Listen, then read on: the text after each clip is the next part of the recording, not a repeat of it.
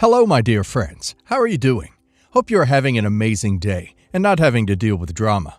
Ready for new stories I have for you today? Let's go to the first one. And don't forget to listen to the end of the story, guys, to hear my insights. Enjoy the stories, and don't forget to like and subscribe. And of course, don't forget to leave a comment. I have a daughter who is the result of an affair. I'm aware that makes me an a-hole, and I truly have no excuse. My wife is a saint who agreed to give me a second chance, but was very clear she did not want my daughter in her house. I agreed, though I did want to be in my daughter's life. Due to some unfortunate circumstances, my daughter, Daisy, came to live with us when she was 15. I made sure all of the labor fell on me, as not to inconvenience my wife.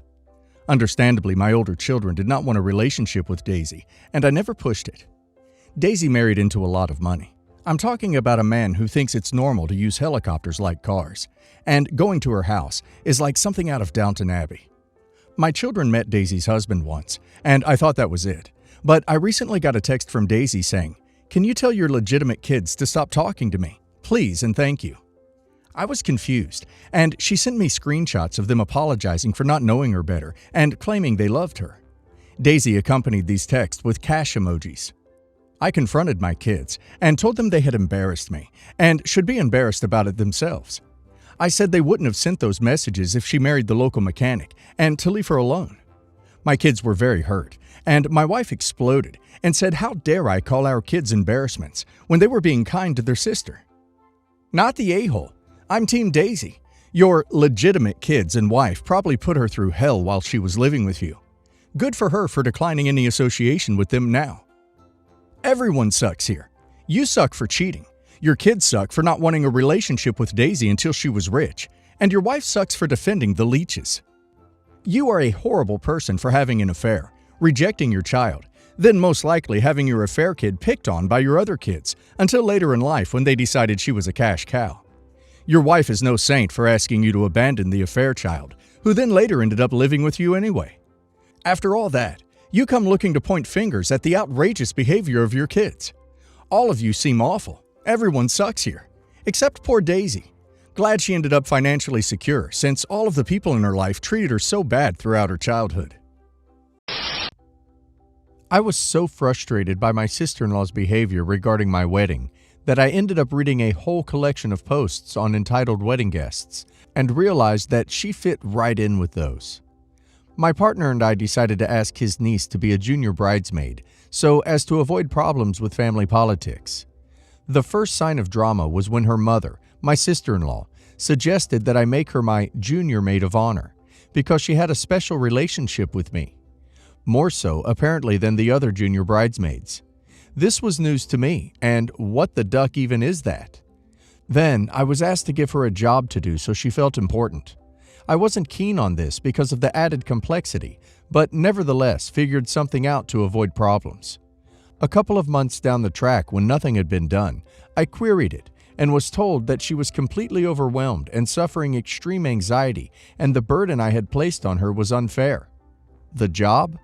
Choosing from a selection of 3 different earrings for the junior bridesmaids, which I had confirmed with her mother was appropriate before asking. I apologized, with a lot of eye-rolling, and withdrew the job. I was then accused of not making her feel important enough. I was then asked by sister-in-law if I could arrange to have robes for my bridesmaids because her daughter wanted them, and it was specified to me what slogan should be on them. I was livid and refused, but was then told that sister-in-law would buy one for, only, her daughter if I wouldn't do it. So I went out and organized the robes so I wasn't faced with the situation of 2 other little girls sobbing because they missed out, and that brat prancing around, rubbing their noses in it. And also, so I didn't end up with a tacky slogan designed by an 11-year-old. Then we got to the food. His niece wanted McDonald's at the reception.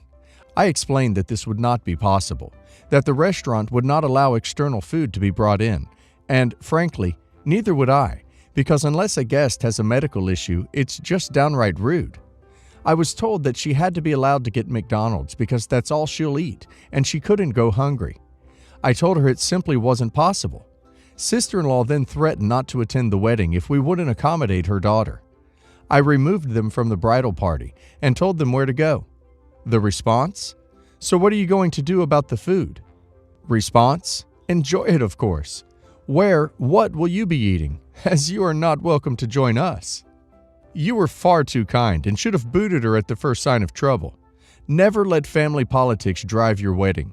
McDonald's at the reception, and that's all she eats? Yikes. Update. The wedding hasn't happened yet, so I foresee more drama before it does. She's been told that there is no room to move on the food and to deal with it herself. She's also been told not to sabotage it for the other junior bridesmaids, which is something that I am worried about, now that she will see her daughter is actually excluded from the whole thing. I also think the stuff will hit the fan when it becomes clear they are all still getting the party favors. I doubt they will come, and I don't think she had any intention of attending unless her daughter could be the center of attention. It really is like her daughter is the bride with all the demands.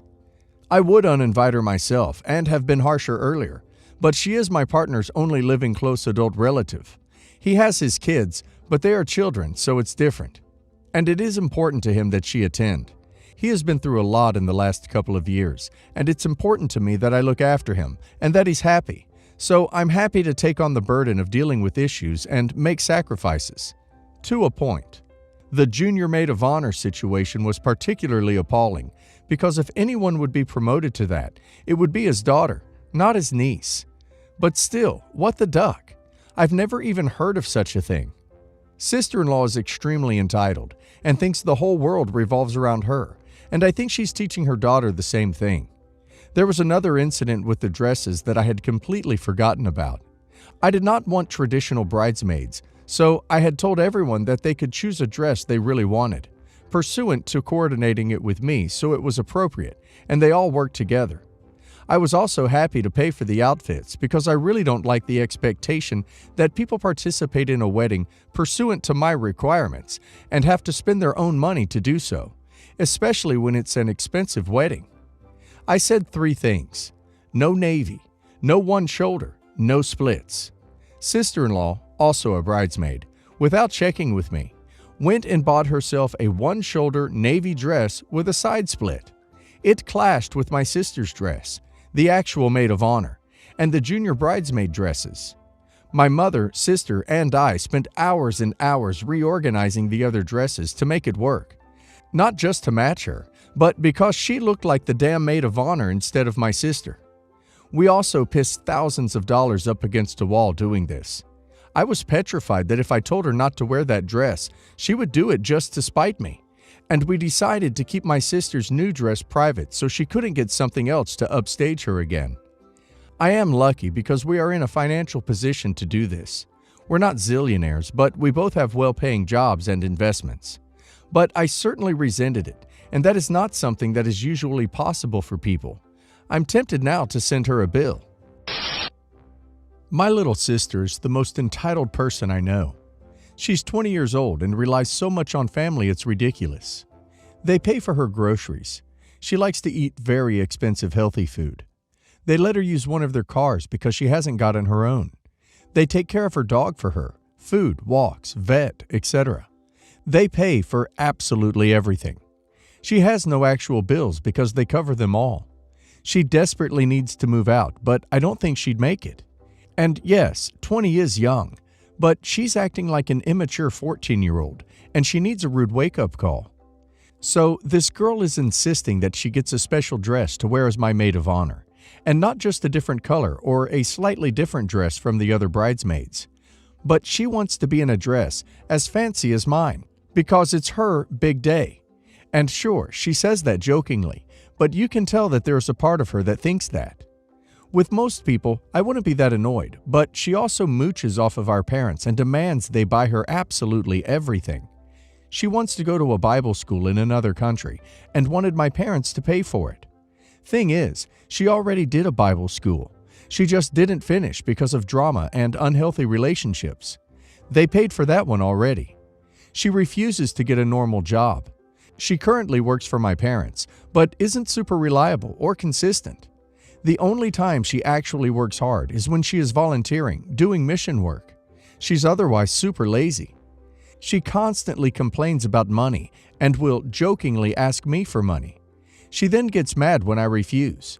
But I'm sorry, I work my butt off for my money, and I have real-life expenses. This Christmas, I am not getting presents for anyone.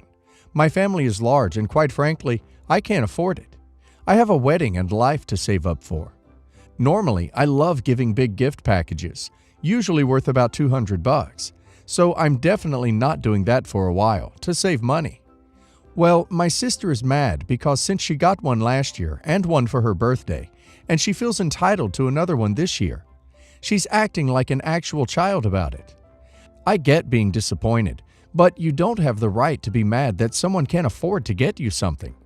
She has asked my partner for money for a belly button piercing while she's trying to save up for a trip that she was expecting other people to help with, while she was just staying at home, chilling all day. She got annoyed at him when he said no. She is currently trying to save up for a trip and keeps asking me to buy her clothes because she, quote, needs to be cute. She will often act like she's joking about asking for stuff, but everyone knows she's not actually joking. Makes me angry that my parents put up with it all and give in to her just because they don't want the drama. Basically, she acts like she has the right to everyone else's money, but she won't work to get her own. She's lazy and wants to be the center of attention always, even on my own wedding day. Edit. I told my sister that she will wear the dress I choose or is out. She just likes to throw a fit.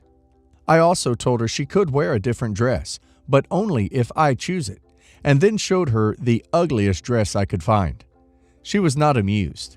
I am picking my battles and have tried to work this out to have the least amount of drama, because any way we do this will cause some issues. I do want her as my maid of honor. I just don't want the drama that comes along with it. Honestly, she isn't ballsy enough to be a bee in front of 100 people on the day. She won't want to look bad. She just wants attention and wants to feel special, as if being maid of honor isn't special enough. The situation is complicated. I do want my sister to be my maid of honor. I'm just not giving in to her because she's being a brat. I just don't want her drama. So trying to balance that is hard. Having her in my wedding is a last-ditch attempt to fix my relationship with her before it's too late. She hasn't been getting her way when it comes to the wedding, and I'm hoping that it shows her that it's not always about her. I also obviously didn't share everything about my relationship with her and with my family, because it doesn't all pertain to being entitled. So some of my decisions won't make sense to y'all. But trust me, I know what I'm doing when it comes to navigating situations to do with her. There is also a lot more stuff that she does, but it's less entitled stuff and just ridiculousness. She gets away with a lot of crap because she's the family favorite and she's hella attractive.